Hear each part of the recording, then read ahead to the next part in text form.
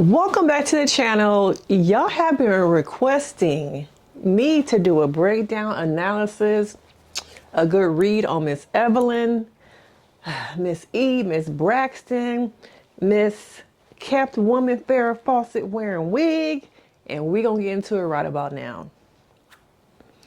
If you are new here, why haven't you subscribed?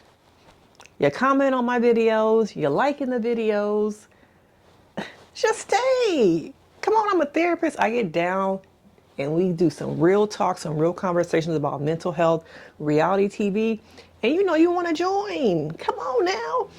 Now, how long have we been seeing Miss E on our TV screens? 12 years, 13 years. Now, if you from back in the day and you a real Braxtons fan, you know Miss E has gone through some things. And them things are plastic surgery, wig changes, and a little bit of skin lightening.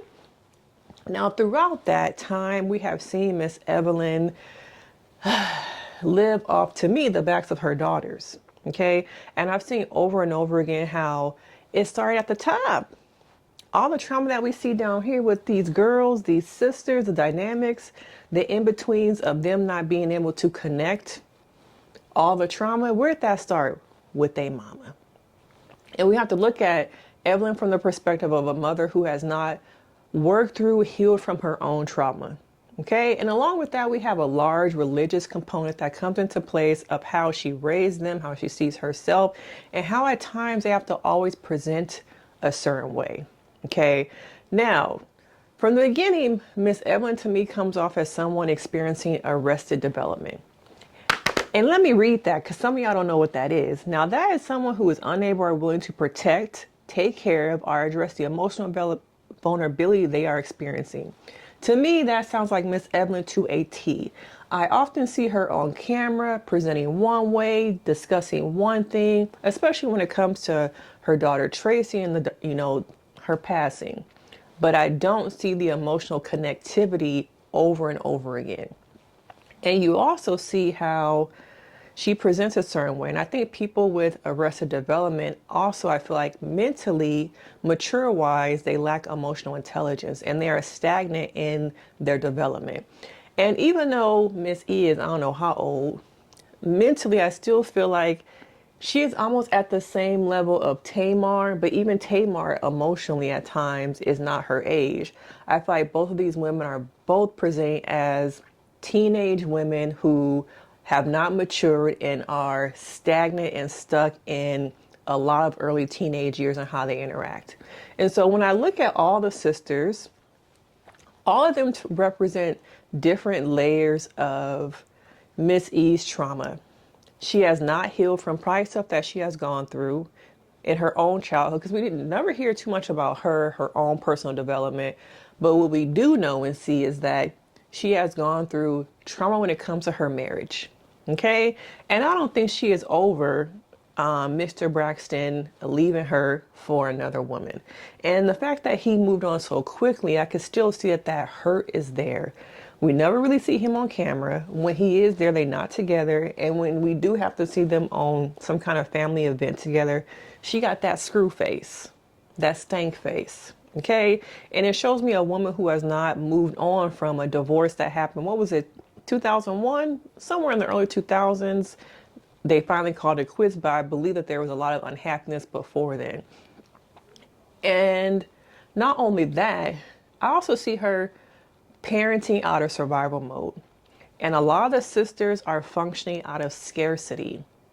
Okay. And then you have WeTV come in with coin, with money, in a situation where the women have, at that point when they first got back on 10, 11 years ago, they were not in a place of really thriving. I think Toni was, and we see the implications of Toni being the breadwinner. Okay, we don't get into that. But WeTV comes in, and you have this system in place where a family function in scarcity, in survival mode, and then this company comes in with a bag.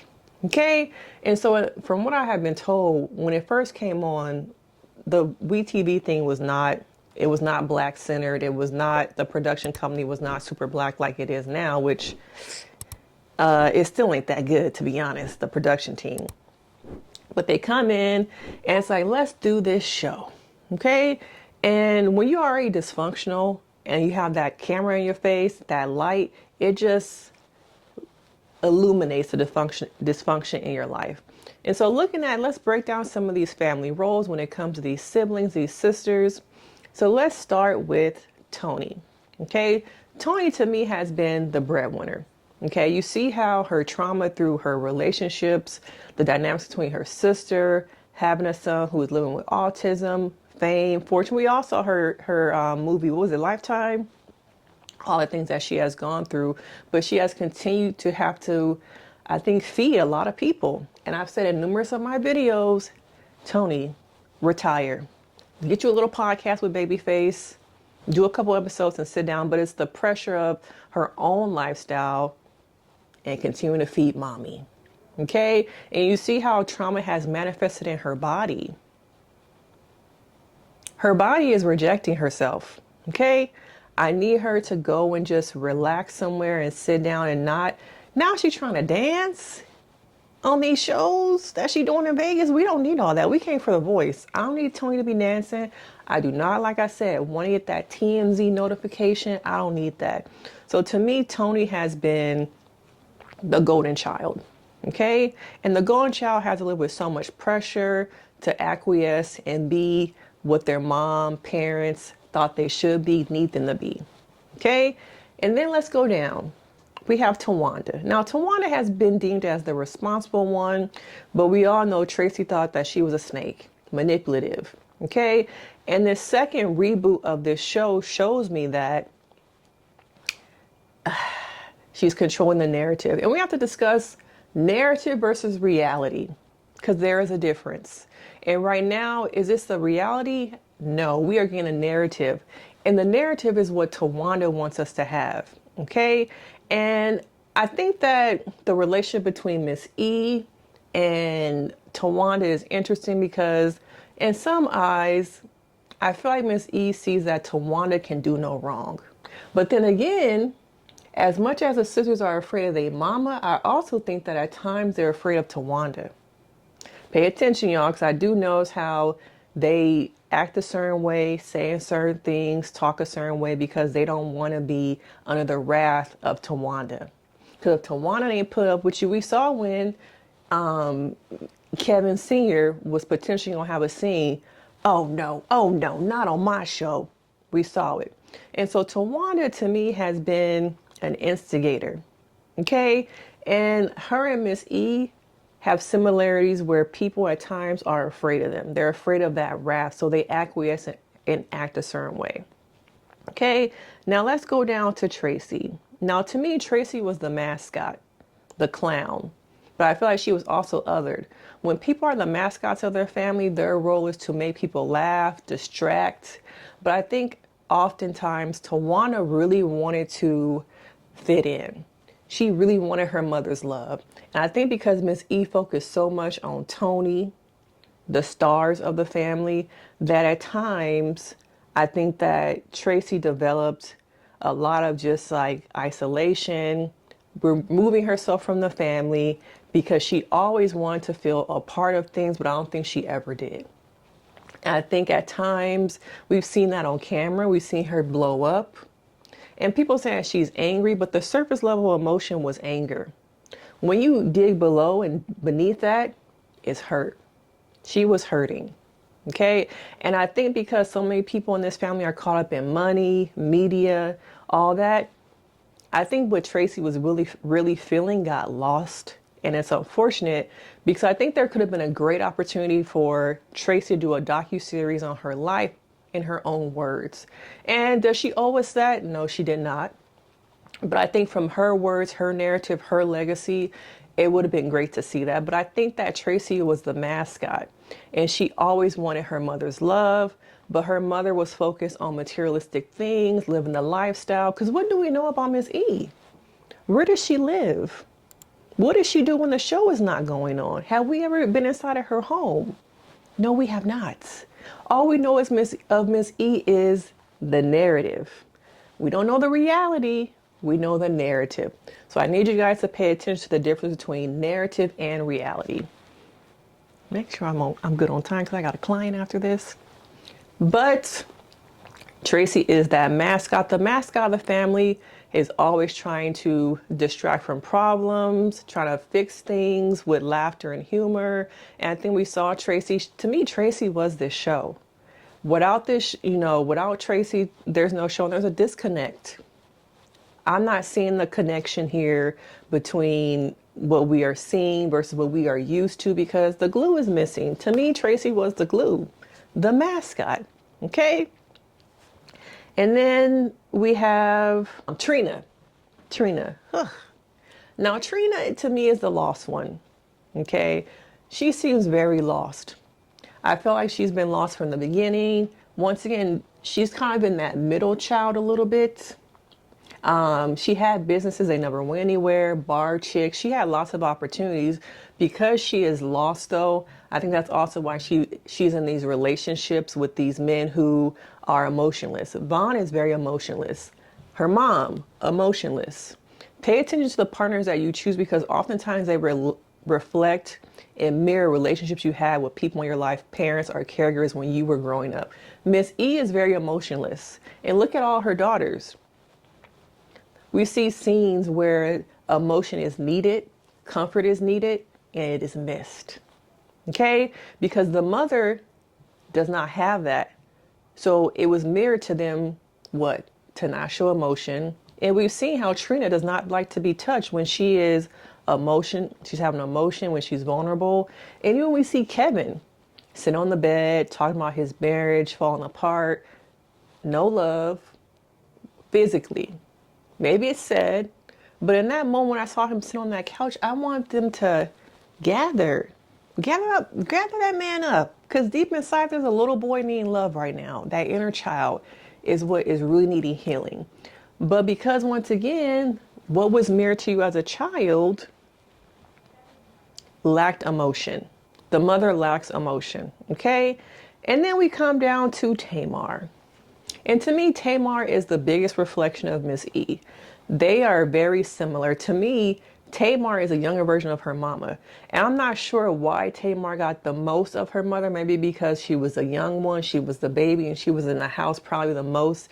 And the older sisters were out doing their own thing. But it seems like the most mirroring I see between Miss E and all her children are Tamar.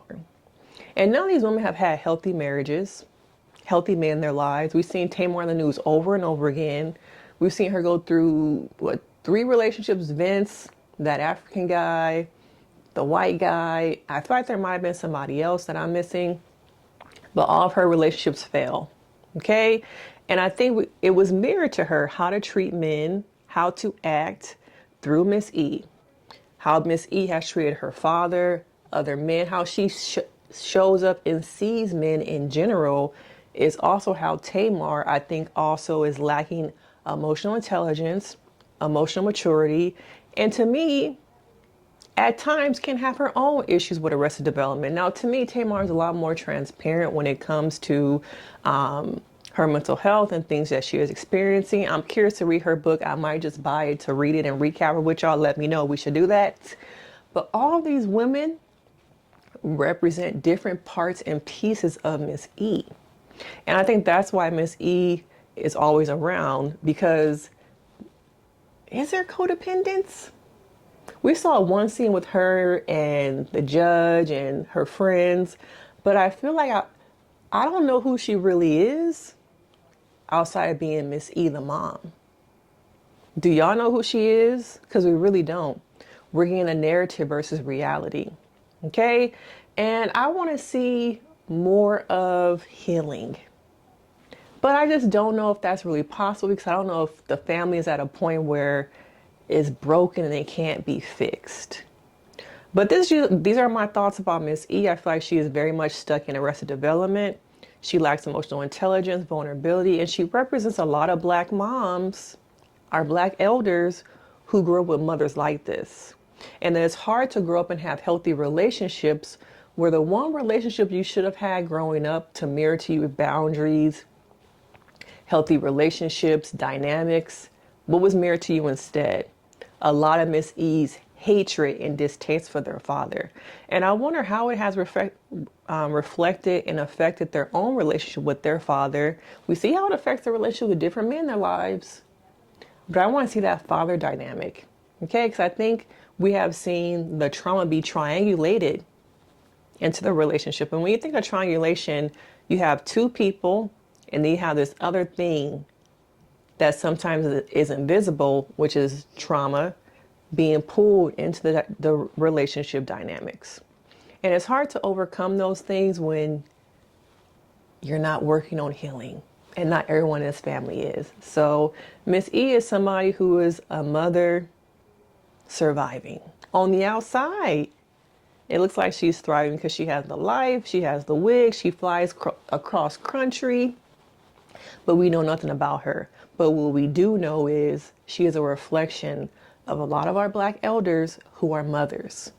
But of course, I want to know your thoughts. What do you guys think of these? Do you relate to the golden child, the middle child, the baby, the mascot, the lost one? Which one are you? Because of course, we can get into it. And I will see you guys in the next video. Bye.